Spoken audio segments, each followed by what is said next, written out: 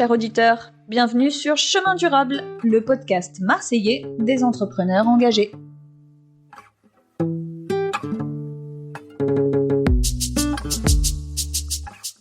Bonjour à tous, on se présente Laurence et Clélia, deux amies qui avons travaillé dans l'environnement.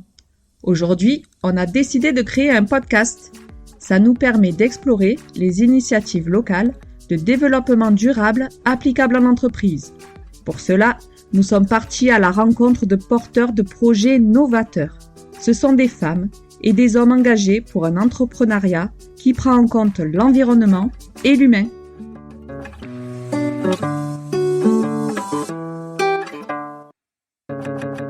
On a donc décidé d'aborder différentes thématiques de la responsabilité sociétale des entreprises sur lesquelles les PME peuvent s'engager. On mettra en lumière des actions concrètes qui peuvent favoriser les conditions et relations de travail, l'impact environnemental et le développement local. Cette semaine, on a voulu mettre en lumière un acteur de la restauration ayant une démarche d'engagement déjà avancée et fructueuse. Nous avons trouvé un traiteur récompensé plusieurs fois par des labels et des trophées de la RSE en PACA, résultat d'un travail collectif engagé depuis 20 ans. La Table de Cana est un réseau national d'entreprises et d'associations qui a vu le jour à l'époque des Restos du Cœur dans les années 80. Sa vocation est de favoriser l'accès à l'emploi via des parcours d'insertion dans le secteur de la restauration. C'est en 92 que la Table de Cana s'installe à Marseille pour devenir, à l'heure actuelle, un traiteur de qualité connu et reconnu pour son engagement social et plus récemment pour son tournant environnemental. Chemin Durable a donc logiquement voulu rencontrer Floriane Rieux et Julia Berkowitz, la directrice et la responsable RSE de l'entreprise d'insertion. Pour nous, c'est un exemple abouti d'entreprise engagée qui travaille sur de nombreux aspects de la RSE et qui peut en parler avec le recul de l'expérience. Nos premières questions se sont naturellement orientées vers l'essence même de l'activité. Nous avons voulu savoir comment fonctionnait le réseau et comment vivait l'entreprise. Il peut y avoir soit des entreprises, soit des associations. La particularité, c'est que dans chaque ville, il y a les deux. Nous, par exemple, on a une entreprise, la SAS, qui est la structure d'insertion. Et on a aussi une association qui, elle, va porter les projets tels que des étoiles et des femmes ou des projets de sensibilisation à l'alimentation durable, qui sont vraiment des projets où il n'y a pas de modèle économique, on va dire. Enfin, c'est des projets subventionnés. Alors que sur le côté de l'entreprise, il y a l'activité économique. D'ailleurs, Marseille a été ouverte. Donc c'était la deuxième Table de Cana française. Donc on est toutes des structures indépendantes les unes des autres, mais on adhère à une association nationale dont on partage la marque, mais surtout beaucoup un socle commun qui sont les valeurs autour des talents, qui sont en fait les forces vives de notre entreprise, qui sont les salariés en insertion, les saveurs aussi de notre cuisine et l'environnement. Donc voilà, on a un socle commun assez fort entre nous qu'on partage et qu'on essaye de promouvoir à l'extérieur. L'apprentissage concret du métier, pouvant aller de 4 mois à 2 ans, est complété par des formations et des ateliers collectifs. C'est donc un parcours qui permet d'accompagner les bénéficiaires pour que le retour à l'emploi soit durable et qualitatif. Les personnes sont soit sur des postes de commis de cuisine, magasiniers, on a des chauffeurs-livreurs, des secrétaires commerciales. Et donc il y a vraiment un double accompagnement. Il y a la formation technique sur le métier et un accompagnement social aussi qui est réalisé par le responsable insertion dans l'entreprise, mais en fait aussi par nous tous parce qu'on partage tous ce projet social et c'est ce qui fait qu'aujourd'hui on est tous là. Et donc cet accompagnement, ça va être ça peut être sur de la mobilité, sur le logement, sur la confiance en soi. Il y a du coaching. On fait intervenir un coach dans l'entreprise, mais aussi un ostéopathe. Autour de la formation, il y a tout ce qui permet en fait aux personnes de rebondir ensuite et d'aller vers le chemin de l'emploi classique. Un volet important sur lequel travaille la Table de Cana est donc l'aspect social de la RSE. Sur ce point, l'entreprise apporte de nombreuses améliorations afin de revaloriser le travail d'insertion. Pour cela, elle travaille également à la qualité de vie au travail et le bien-être des salariés. Donc quand on a refait le laboratoire, on a fait intervenir aussi des ergonomes qui sont venus étudier les différents postes de travail, le plongeur, tous les postes en fait, voir quelles étaient les améliorations qu'on pouvait apporter. Donc on a fait beaucoup de choses, on a mis beaucoup de choses sur roulette, beaucoup de choses à niveau variable aussi pour arrêter de porter des choses beaucoup trop lourdes.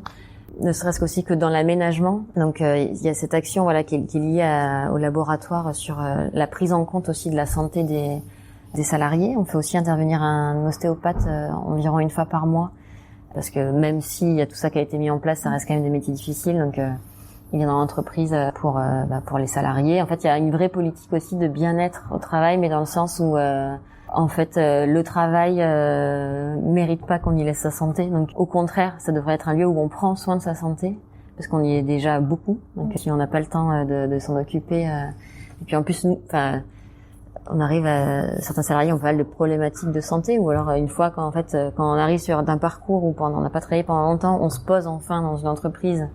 C'est là que ça rejaillit aussi, parce que le corps se détend ou les problématiques reviennent. C'est aussi la qualité des prestations qui démontre la valeur des travailleurs en insertion. Depuis 28 ans, la table de Cana a prouvé son expérience en fournissant plus de 2000 repas par jour, répartis entre les marins-pompiers de Marignane, le bureau des congrès de la métropole, de grandes entreprises et encore des centres aérés. Donc effectivement, on a une forte mission sociale, un ADN social, et pour le réaliser, on a 2 activités qui sont une activité traiteur, organisateur d'événements, et une activité de restauration quotidienne collective pour les entreprises ou pour des associations. Donc sur le volet traiteur, on propose tout ce qui est cocktail, buffet, repas, mariage, etc. Donc comme un traiteur classique. En fait, la volonté de l'entreprise c'est aussi de montrer le travail d'excellence qu'on peut réaliser aussi avec une entreprise d'insertion. Et nous, notre objectif, c'est vraiment de valoriser aussi l'image des entreprises d'insertion, parce que c'est un modèle auquel on croit, et en fait plus ce modèle sera aussi connu, et plus les salariés en fait qui sortiront de chez nous auront aussi leur place dans les autres entreprises. Et sur la restauration collective, on se positionne aussi vraiment sur quelque chose de très qualitatif. On travaille dans le respect, alors maintenant c'est ce qu'on appelle la loi Egalim, mais on travaille sur les approvisionnements, sur tout est cuisiné maison, ça a du goût, c'est bon, c'est généreux, et c'est l'image de la restauration collective qu'on veut promouvoir aussi, une cuisine à visage humain, qui soit respectueuse aussi de l'environnement, et c'est possible, et c'est ce qu'on veut proposer à nos clients en fait.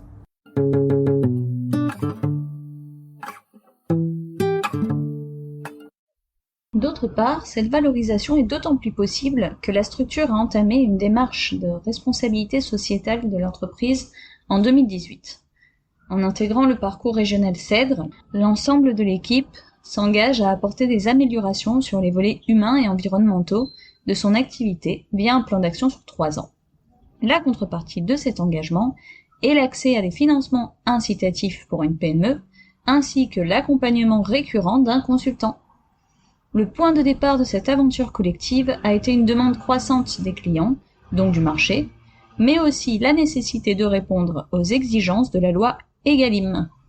Petit rappel sur la loi Egalim promulguée en 2018 et qui poursuit 3 objectifs. Le premier, c'est mieux rémunérer ses producteurs et les agriculteurs en rénovant la collaboration avec la grande distribution. Le deuxième objectif est d'accroître la qualité sanitaire, environnementale et nutritionnelle de nos produits. Et enfin, le troisième objectif est de favoriser une alimentation saine, sûre et durable pour tous, et intensifier la lutte contre le gaspillage alimentaire. Donc pour cela, la loi impose aux acteurs de la restauration collective publique comme privée de mettre en place des mesures de lutte contre le gaspillage alimentaire, l'élimination des plastiques, l'information et la sensibilisation des convives à une alimentation saine. Elle est accompagnée par l'obligation d'utiliser des produits de qualité, dont 20% de bio.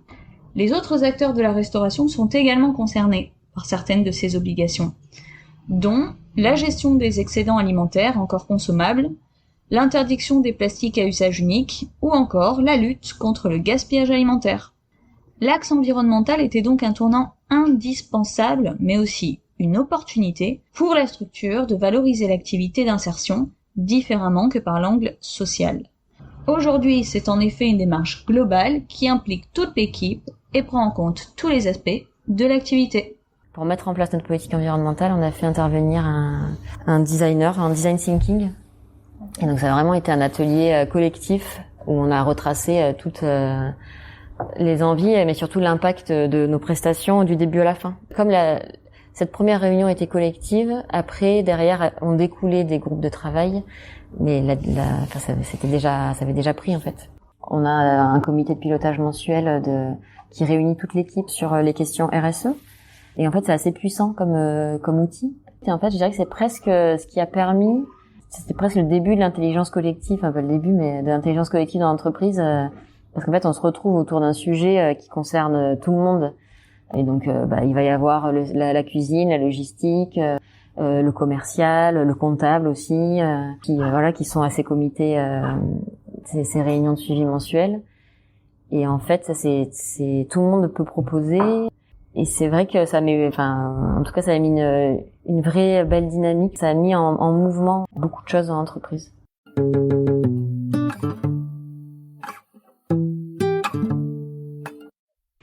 Suite à ce travail, les premières actions ont été mises en place. L'objectif était de commencer par celles qui auraient à la fois un impact réel en termes d'empreinte carbone, mais qui soient aussi faciles à mettre en place.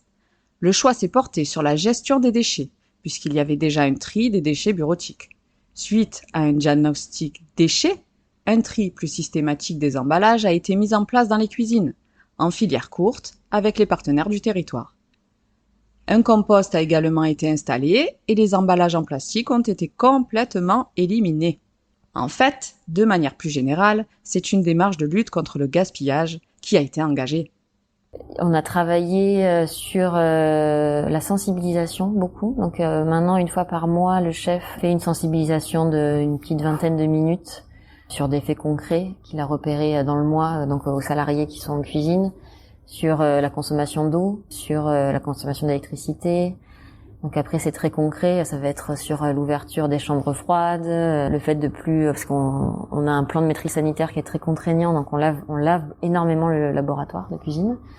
Donc ça a été réapprendre aussi, plutôt que de laver à grande eau avec des jets, on prend un seau. C'est des choses simples, mais en fait qu'il faut souvent aussi répéter. Donc on a été beaucoup sur la sensibilisation au début, eau, fluide, déchets, avec le tri, puisqu'on a mis en place le compost. Action, ça a été en fait de vraiment travailler aussi sur les approvisionnements.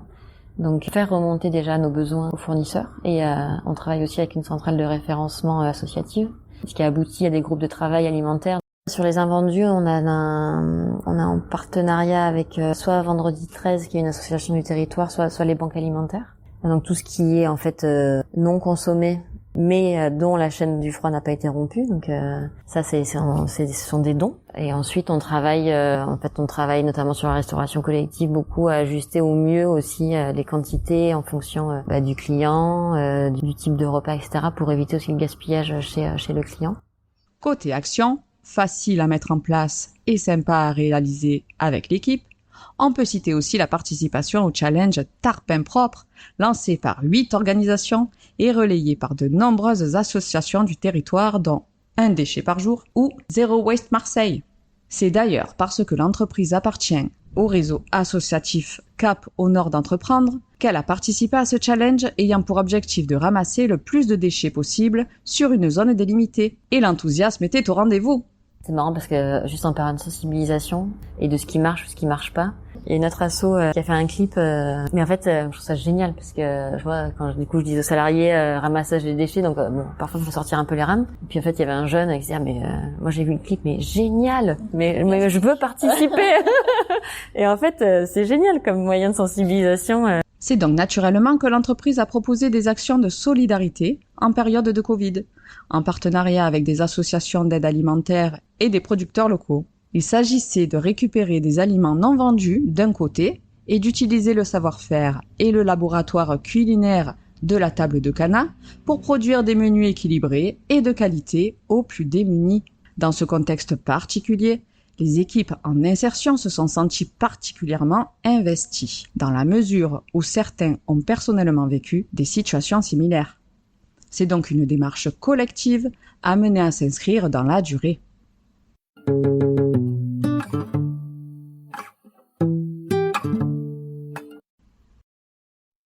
autant d'actions en faveur du salarié et de l'environnement pose forcément la question du coût et des difficultés. Floriane Rieu admet d'ailleurs volontiers les surcoûts liés à cette politique engageante d'amélioration continue. La participation au programme CEDRE a par exemple entraîné l'embauche d'un salarié et la mise en place du compost a généré des coûts supplémentaires. Cela implique également de travailler sur la sensibilisation en interne pour accompagner le changement auprès des salariés, mais aussi des convives, et de démontrer que ce changement constitue une innovation bénéfique et non une contrainte. L'augmentation des commandes et des clients, ainsi que la présence médiatique qui ont suivi l'obtention des récompenses régionales, reste la meilleure preuve que cette politique est réellement bénéfique pour tous. Autre effet qui se coule très positif est la dynamique d'équipe qui s'est mise en place autour de ces sujets, comme par exemple la créativité dont l'équipe a fait preuve pour inventer des recettes incluant plus de protéines végétales, suivant les obligations de la loi Egalim.